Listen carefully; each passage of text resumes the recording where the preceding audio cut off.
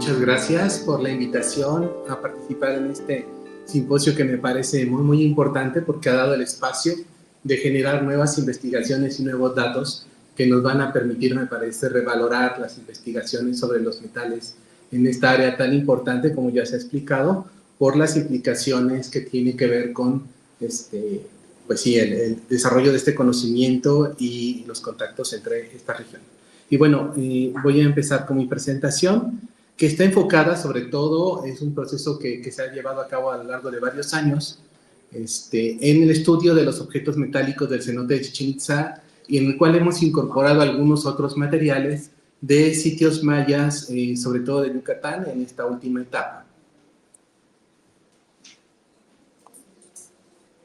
Okay. Bueno, no voy a hablar mucho de la región, creo que se ha hablado ampliamente sobre las cuestiones del desarrollo y las interacciones posibles entre el área de Centroamericana, Colombia, con Mesoamérica. Lo que sí quisiera hacer énfasis es en algunos de los sitios que voy a mencionar, que tienen que ver sobre todo con el norte de Yucatán, de Chichén Itzá, Mayapán, que es un sitio contemporáneo de Chichén Itzá, Toniná, que es otro sitio importante, y Lagartero en la región de Chiapas. Y bueno, voy a mencionar cosas como piezas de Monte Albán y, por supuesto, después de la presentación de nuestra colega Blanca, de el occidente de México. Pues el sitio arqueológico es un lugar pues ampliamente conocido. Desde las investigaciones del Lothrop, pues se tiene un conocimiento bastante importante sobre el estilo de piezas que fueron rescatadas del cenote, donde se hacían sacrificios de diferentes tipos de objetos, y este lugar, por los hallazgos arqueológicos, hay evidencia que se mantuvo aún después del abandono del sitio, y que usándose como sitio importante para llevar ofrendas, y por lo tanto hay un registro arqueológico y material muy amplio de materiales que se encuentran y que fueron en este lugar que está en esta zona, en el cenote. Esta es la parte del castillo, que sería, perdón,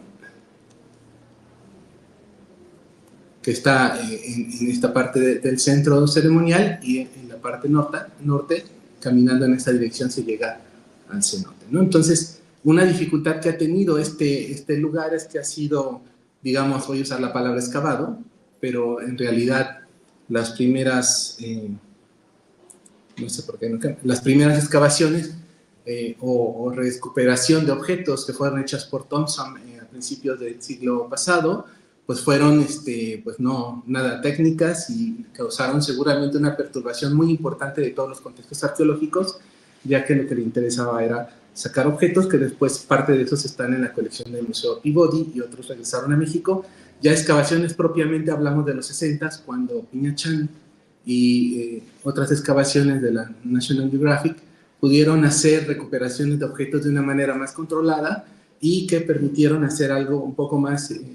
sobre los contextos arqueológicos, pero por supuesto esto tiene un gran problema, y es que no tenemos fechas asociadas, y por lo mismo hay una perturbación a nivel de la línea temporal de las excavaciones, que es una dificultad adicional en el estudio de estas colecciones.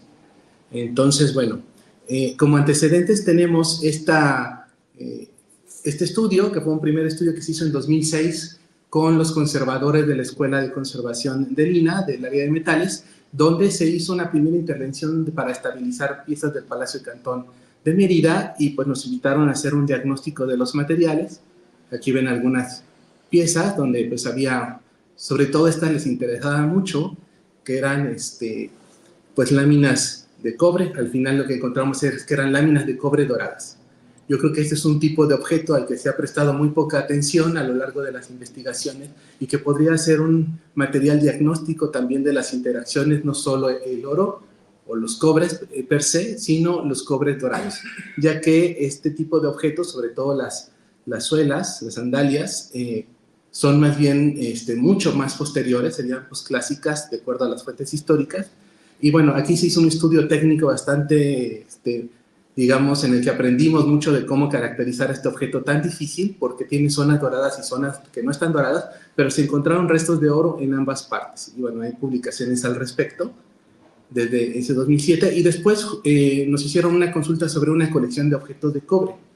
Y bueno, al hacer un análisis preliminar, pues encontramos que no eran de objetos solamente de cobre, sino que tenemos un dorado, que ustedes pueden ver en esta zona, restos de dorado. Entonces, estas piezas que se encontraron en Chiapas, en el sitio del Lagartero, que corresponden al 1200, 1400 después de Cristo, de acuerdo a los contextos arqueológicos, pues también tienen ese dorado de oro sobre cobre, en el cual hay menos de media micra de micrómetros de espesor, y hay una interfaz muy interesante porque es una interfaz donde está mucho más enriquecida de plata, que es la que hace que permita tener una capa tan delgada de oro, tan finamente y tan, digamos, claramente fija a este soporte de cobre, y es lo que le ha permitido también perdurar durante mucho tiempo esta tecnología. Bueno, si hay demasiada corrosión igual se desprende, pero... Y después empezamos una colaboración con la Universidad de California en Berkeley para hacer un doctorado de un colega que es Brian Cochran, quien propuso un estudio conjunto de las colecciones del Peabody, que están en Harvard, y de la colección del Museo Nacional de Antropología del cenote de Chichén Itzá, y ahí hicimos en 2012 una serie de análisis de prácticamente toda la vitrina que se encuentra en el Museo Nacional de las piezas del cenote, utilizando sobre todo técnicas de microscopía óptica y fluorescencia de rayos X en ambos casos, de manera que pudimos analizar en varios puntos de los objetos. Esta aproximación permite tener muchos datos de un solo objeto, de manera que se puede evaluar eventualmente una estrategia de muestreo, lo cual nos da un panorama mucho más claro de las piezas y seleccionar aquellas que sean representativas para estas investigaciones. Y bueno, se analizaron casi 70 piezas del Museo Nacional de Antropología. Fue un avance en cuanto al acceso a colecciones en el museo y hacer la investigación. Y por otro lado, en Harvard se hizo la investigación de algunas de estas piezas que estoy mostrando aquí, igual con fluorescencia de rayos X, en este caso es una pistola de fluorescencia de rayos X. Pero también pudimos hacer estudios conjuntos con haces de iones, que es con lo que habíamos encontrado la tecnología de dorado, y la pudimos identificar perfectamente utilizando protones y otras partículas para hacer la caracterización. Y en este caso además se pudo hacer un análisis de síncrotrón para hacer mapeos de la composición de la superficie de algunos de estos objetos. Eso está también publicado. Y aquí lo que es muy interesante es que pudimos ver el mapeo de la distribución de cobre, de plata y de oro. Nos permitía ver las zonas enriquecidas de oro,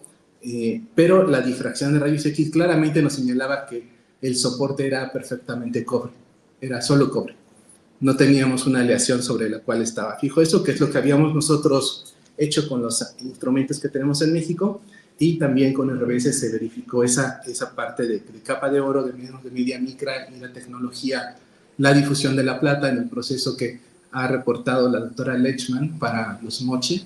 que es entre el 0 y 600, que justo hay ese procesamiento, ese proceso de calentamiento después de la deposición de las partículas de oro, es lo que permite que se fijen de una manera tan clara. Y ya para esta parte, que llegamos al 2023, justo hubo una confluencia de esfuerzos con el Centro INA, Centro de Antropología de Yucatán, para estudiar las piezas del Gran Museo del Mundo Maya y de otras colecciones del Museo del Palacio Cantón que no habían sido estudiadas antes, y que nos permitió pues integrar más objetos a este tipo de investigaciones. Aquí ven otras de las piezas donde tenemos claramente estos cobres dorados que pertenecen a diferentes acervos del cenote de Chichén Itzá. También estudiamos algunos objetos sólidos o fundidos también de oro, como esta ranita que es muy interesante, porque tiene ojos, ¿verdad? Unos ojos de color que no son tan frecuentes hacia el sur de Mesoamérica. Y agregamos objetos de rescates arqueológicos de todo el norte de Yucatán, que nos permitió acceder a otras piezas y otros contextos. Estas piezas, aquí tienen algunas imágenes de todas las piezas, fueron del orden de 300 análisis adicionales de piezas, y estas piezas fueron limpiadas con un proceso de restauración en el cual se eliminaron lo más posible las sales y se estabilizó la superficie, se limpió mecánicamente, de manera que pues se tenía una superficie mucho más limpia. Una de las cosas que es muy importante es que este tipo de estudios Por supuesto, nos dan información que no es exactamente la de la composición del metal, ya que estamos estudiando la superficie. No obstante, sí nos da una serie de tendencias, los trends, de la composición, ya que la superficie en el proceso de corrosión se enriquece de aquellos elementos que están en menores cantidades y entonces sí nos da indicios de qué elementos están normalmente asociados a la matriz metálica de estos objetos. Y por otro lado, yo quisiera hacer la observación sobre esta pieza que me parece muy interesante, que ustedes vieron ese cúmulo de cascabeles que fue encontrado en una de las excavaciones, en el cual dentro de una olla estaban todas estas piezas conglomeradas de cascabeles de cobre. Era una área doméstica. No regresa. Era un área doméstica y por eso se ve de esta forma. Ustedes pueden ver aquí la olla que contenía todas estas piezas. Pues es muy interesante que en un área doméstica tengamos esa acumulación de objetos que normalmente uno pensaría pues que tienen un cierto grado de acceso a élites o a ciertos grupos especiales dentro de la sociedad, y pues vemos que ahí están. Tenemos cascabeles grandes, pequeños, de diversas formas que estaban en ese conglomerado. Entonces también fue algo muy interesante. En general, en esta parte de ese estudio hicimos 335 piezas de oro y cobre. Hicimos un amplio, digamos, investigación, sobre todo en el caso de los cobres, ya que queríamos tener pues más datos, porque ya como explicó la doctora Blanca, el cobre también es muy importante, no solo el oro, ¿verdad? Son indicadores diferentes que nos permiten establecer estas regiones de interés. Y bueno, encontramos como 3 tipos de objetos: las piezas que son solo de oro, como esta ranita que es muy interesante, que tiene todas las evidencias de ser una pieza de fundición. Se alcanza a ver el núcleo, que ustedes pueden ver en la parte baja, los rastros de los tubos y el proceso de fundición, pero a mí ya me llamó la atención, por ejemplo, que tuviera estos ojos que son de turquesa, ¿no? Y turquesa, pues es un material que sí que está presente en los contextos arqueológicos del Chichén Itzá, en discos y otros materiales, y que también es otro indicador de otras posibles interacciones, ¿no? Yo creo que es importante considerar no solo los metales, sino los otros materiales como indicadores en los procesos que estamos estudiando de intercambio o de producción, ¿sí? Y bueno, pues a mí me parece que entonces esta pieza fue modificada en Chichén Itzá probablemente, ya que no existen evidencias de otros objetos como estos. Tenemos esto de los cobres dorados. Vean la superficie. Están evidentemente las zonas doradas, pero por ejemplo, aún en las zonas negras hay detección de oro en una cantidad que es bastante clara. O sea, el proceso de dorado era muy, muy eficaz, y a pesar de las alteraciones que se están presentes en estos objetos, pues hay evidencia de este proceso tecnológico, ¿no? A lo largo de los años de las investigaciones que hemos hecho, pues tenemos bases de datos de piezas muy importantes como el Tesoro de Monte Albán, el área de Oaxaca. También tenemos datos publicados del Tesoro del Pescador, de prácticamente todo el Templo Mayor, Mexica, del área de la Huasteca de Tantoc y en otras regiones, de manera que vemos ciertos patrones de composición en las aleaciones de oro para Mesoamérica, y en la parte de abajo vemos los datos que tenemos de piezas de plata también, lo cual nos permite tener una idea de cierta distribución de la composición y tener algunas inferencias. Es interesante esta parte del medio del diagrama, que tiene que ver con la Sierra de Oaxaca, donde la composición de las piezas tiene una buena cantidad de cobre y de plata, no solo oro o plata, que sí tiende a dominar en la composición de estas aleaciones. Y bueno, estos son los resultados de esta etapa del estudio, donde ustedes pueden ver la composición de láminas de oro y de algunas figurillas que tienen claramente una iconografía de la intermedia. Vean cómo la composición de la ranita, dependiendo de dónde se estudia, está variando entre una región muy rica en oro y una región menos rica en oro y con mucho más cobre, que es muy evidente, sería una forma de diagnosticar un proceso de dorado por oxidación. Lo mismo pasa con la otra ranita, que hay una variación de su composición en función de dónde se analiza. En cambio, las piezas que son solo de oro, que son de esta composición y que concuerdan también muy bien con lo que se ha publicado, pues son solo oros, no hay ningún proceso dorado. Es muy clara la diferencia de una pieza dorada donde tenemos una gran cantidad de cobre a pesar del aspecto dorado, ¿no? Entonces eso es muy indicativo de cómo distinguirlo. Y por ejemplo esta cuenta que está en esta zona, probablemente justo por esa composición comparada de las otras colecciones podría ser de Oaxaca. Y bueno, las piezas doradas, perdón, que se mueve solo, las piezas doradas, de cobres dorados, vemos como hay una gran variación, inclusive hay zonas que podrían tener una composición prácticamente idéntica de las piezas fundidas, ¿no? Pero en las zonas menos doradas, pues sí vemos el cambio en la composición y vemos una cierta distribución en esta área con mucho cobre, donde pues eso es muy distintivo de esta tecnología, ¿no? Y otra pieza por ahí que está más cerca de la región de Oaxaca. Entonces, si hacemos una comparación con los estudios previos de composición, vemos esas mismas tendencias. Piezas muy ricas en oro, las piezas que tienen dorado,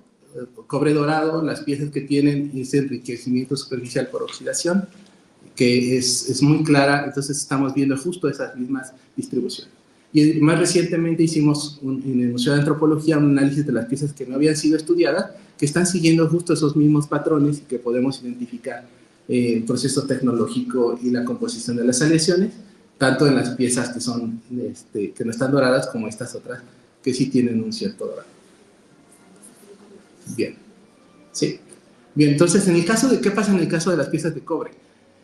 Es muy interesante, aquí hicimos una serie de diagramas que más que tener los valores medidos son las tendencias. Y podemos ver cómo los cascabeles periformes se encuentran en una zona donde hay mucho más arsénico, mientras que los cascabeles ovales, y aunque hay cierta diferencia en el tamaño, tienden a estar en las zonas donde hay mayor estaño, ¿sí? Lo cual, ya como les ha mencionado la doctora Blanca, pues son característicos de la producción del occidente. Y tenemos las hachas que están como en una zona intermedia y con una composición bastante más variable. Voy a cambiar más rápido. Y en el caso de los cascabeles esféricos también vemos una cierta distribución, pero aquí vemos una cierta tendencia en la diferencia entre los que son más pequeños y los que tienen un tamaño más grande. Lo mismo con los anillos, tienden a estar en una zona con mayor estaño y menos arsénico en su composición. Entonces vemos estos trends que nos permitirían establecer piezas que serían características o significativas para ya hacer técnicas invasivas en las cuales podríamos muestrear la colección y tener análisis adicionales con los otros métodos posibles. En el caso del clúster, donde tenemos unos cascabeles muy pequeñitos que parecen unos clavos, y los grandes, vemos justo que se encuentran en esta zona distinta de los por ejemplo, en la gráfica anterior donde teníamos los cascabeles más pequeños, aquí hay una distribución que sería bastante característica y que no, me parece nos estaría indicando probablemente un cierto momento de producción o de procedencia de estas piezas. Lo que ha sido muy interesante también es que encontramos piezas que tenían bismuto en esta colección, en las piezas que prácticamente no tienen estaño. Entonces, el haber encontrado bismuto me parece que es otro indicador que habría que tomar en cuenta para estudiar estos procesos de procedencia. Hicimos una comparación con piezas excavadas de Mayapán de 1100 a 1450 que publicó la doctora París. Y aquí vemos cómo hay una cierta correspondencia, sobre todo con parte de la colección que hemos estudiado, pero no con todo, ¿no? Las cantidades de arsénico difieren mucho y entonces ya nos están diciendo que esto podría corresponder a momentos de intercambio o de producción, tal como ella está indicando en su artículo. Desafortunadamente tenemos solo los valores promedio, no los datos de toda la colección para poder hacer la comparación. Quizás eso lo podamos hacer posteriormente, pero aquí también, justo cuando seguimos con el análisis de cobres de piezas del Museo de Antropología, donde vemos una distribución también hacia más arsénico y pocas cantidades de estaño,